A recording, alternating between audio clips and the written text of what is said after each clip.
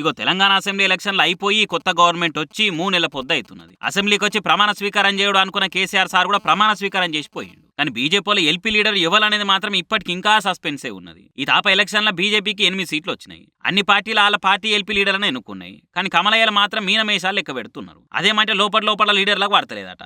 ఈ కృష్ణాల్ sir president పగ్గాలు పట్టుకున్నప్పటి సంధి పార్టీని దిగ్విజయంగా పాతాళంలోకి తొక్కిపెట్టిండు కదా. ఇక ఇప్పుడు కూడా గదే తీర్ల పార్టీ ఎల్పీ లీడర్ ఎన్నిక మీద పట్టీ లేనట్టే ఉన్నాడట. రాజాసింగ్ నాకే కావాలని పట్టుబడుతుంటే మహేశ్వర్ రెడ్డికి ఇస్తే మంచిగా ఉంటుందని హైకమాండ్ ఆలోచన చేస్తున్నదట. ఒకవేళ రాజాసింగ్కి ఇస్తే అన్ని పదవులు హైదరాబాద్లోకేనా?